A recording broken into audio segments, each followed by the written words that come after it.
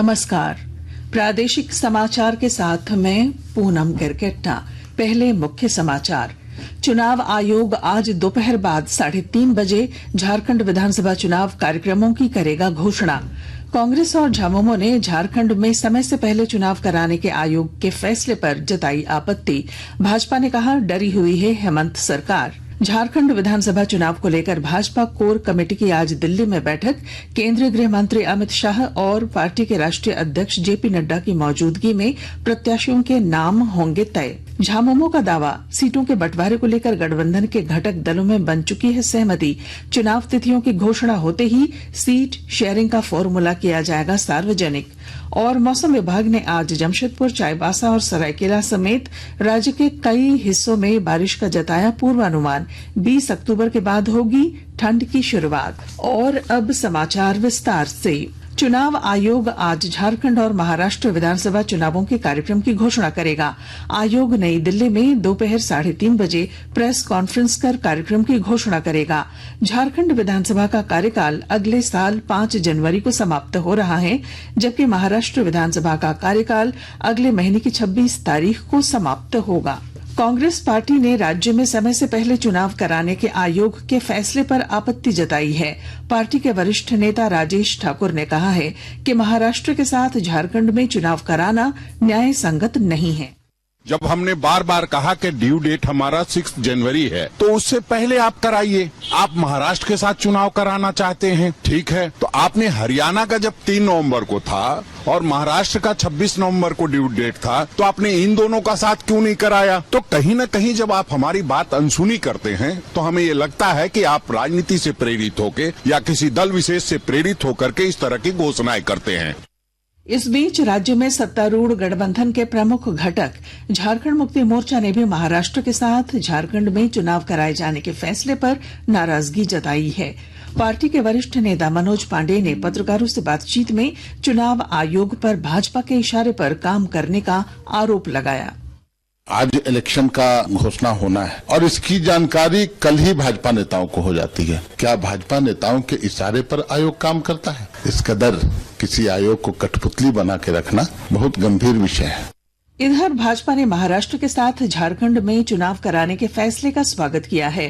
Party के प्रदेश प्रवक्ता प्रतुल नाथ शाहदेव ने कहा कि हेमंत सोरेन सरकार को सत्ता जाने का भय अभी से सताने लगा है। यही वजह है कि झामुमो और कांग्रेस चुनाव आयोग के फैसले पर सवाल उठा रही है।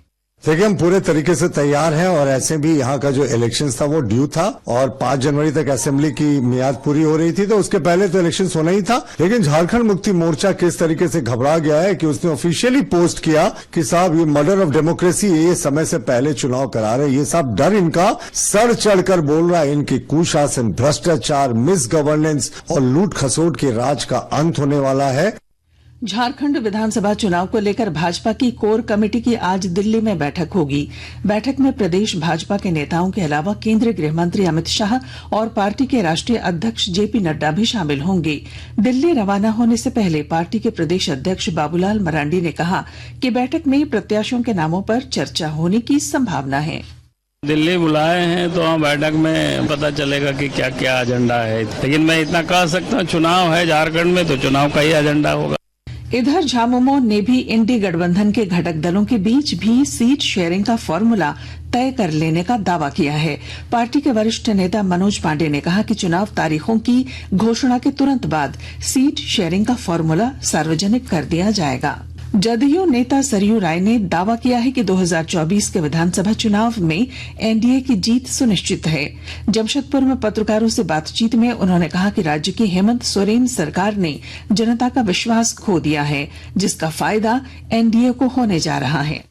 फिलहाल वर्तमान सरकार है, उसके नीतियों से, कार्यक्रमों से लोग धीरे धीरे अवगत होते जा रहे हैं कि जो भी काम किए जा रहे हैं ये केवल चुनाव के दृष्टिकोण से प्रचार के लिए किए जा रहे हैं। मैया सम्मान योजना इन्होंने लागू किया, बहुत आकर्षण था। भारतीय जनता पार्टी ने गोगो दीदी योजना सामने ला दिया, तो मैया योजना की चमक इसके सामने फीकी पड़ गई। ये सब मिला जुलाकर एक माहौल बन रहा है कि अगली सरकार भारतीय जनता पार्टी की बनेगी। आकाशवाणी के ताजा तरीन समाचारों के लिए आप हमारी वेबसाइट news.air.gov.in पर लॉग ऑन कर सकते हैं। ताजा समाचार X handle @AIR news alerts और Facebook page All India Radio news पर भी उपलब्ध है। आप प्रादेशिक समाचार एकांश के एक्स हैंडल @AIR न्यूज _ और फेसबुक इंस्टाग्राम पेज तथा YouTube channel AIR news Ranchi पर भी हमारे बुलेटिन सुन सकते हैं। प्रादेशिक समाचार आप आकाशवाणी रांची से सुन रहे हैं। केंद्र सरकार ने रांची से गोरखपुर के लिए एक नई ट्रेन की सौगात दी है। रक्षा राज्य मंत्री संजय सेठ ने दिल्ली से वर्चुअल माध्यम से इस साप्ताहिक ट्रेन का शुभारंभ किया। रांची रेलवे स्टेशन पर आयोजित कार्यक्रम को संबोधित करते हुए श्री सेठ ने कहा कि प्रधानमंत्री नरेंद्र मोदी के नेतृत्व में रेल की आधारभूत संरचनाओं में लगातार प्रगति हो रही है। उन्होंने कहा कि झारखंड में भी 57 स्टेशनों का आधुनिकीकरण किया जा रहा है। कि अमृत योजना के तहत ऐसे लगभग 57 स्टेशन है जिनका आधुनिकीकरण किया जा रहा है। मिश्रा स्टेशन बनकर तैयार है।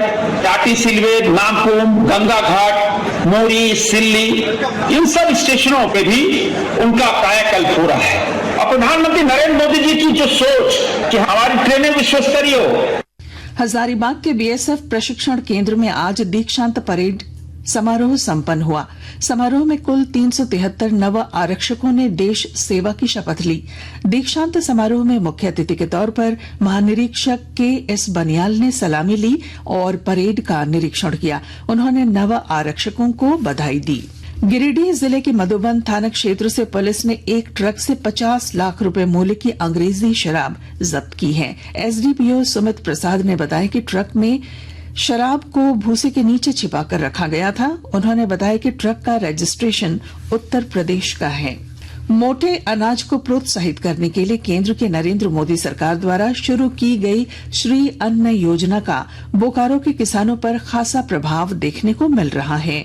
विस्तृत ब्यौरा दे रहे हैं हमारे संवाददाता। प्रधानमंत्री श्री मोदी से प्रेरणा लेकर बोकारो जिला के जरीडीह प्रखंड स्थित डेहराडीह गांव में एक किसान ने 5 एकड़ भूमि में बाजरा की खेती की है। उम्मीद से ज्यादा अच्छी फसल को देखकर अन्य किसान भी श्री अन्न की खेती करने का मन बना रहे हैं। किसान रामनाथ सिंह ने बताया कि बहुत ही कम पानी और खाद के इस्तेमाल के बावजूद अच्छी फसल हुई है। मनोज कुमार, आकाशवाणी समाचार, बोकारो। और अब मौसम विभाग ने आज पूर्वी सिंहभूम, पश्चिमी सिंहभूम और सरायकेला खरसावां जिले में कई स्थानों पर हल्के से मध्यम दर्जे की बारिश का पूर्वानुमान व्यक्त किया है। मौसम विज्ञान केंद्र के प्रभारी निदेशक अभिषेक आनंद ने बताया कि बंगाल की खाड़ी में बने लो प्रेशर एरिया का असर राज्य पर दिखाई पड़ रहा है। उन्होंने बताया कि 20 अक्टूबर से राज्य में ठंड की शुरुआत होने की संभावना है।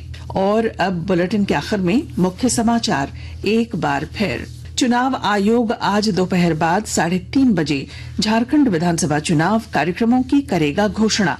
कांग्रेस और झामुमो ने झारखंड में समय से पहले चुनाव कराने के आयोग के फैसले पर जताई आपत्ति। भाजपा ने कहा डरी हुई है हेमंत सरकार। झारखंड विधानसभा चुनाव को लेकर भाजपा कोर कमेटी की आज दिल्ली में बैठक। केंद्रीय गृह मंत्री अमित शाह और पार्टी के राष्ट्रीय अध्यक्ष JP नड्डा की मौजूदगी में प्रत्याशियों के नाम होंगे तय। झामुमो का दावा, सीटों के बंटवारे को लेकर गठबंधन के घटक दलों में बन चुकी है सहमति। चुनाव तिथियों की घोषणा होते ही सीट शेयरिंग का फॉर्मूला किया जाएगा सार्वजनिक। और मौसम विभाग ने आज जमशेदपुर, चाईबासा और सरायकेला समेत राज्य के कई हिस्सों में बारिश का जताया पूर्वानुमान। 20 अक्टूबर के बाद होगी ठंड की शुरुआत। और इसके साथ ही आकाशवाणी रांची से प्रादेशिक समाचार का ये बुलेटिन समाप्त हुआ। नमस्कार।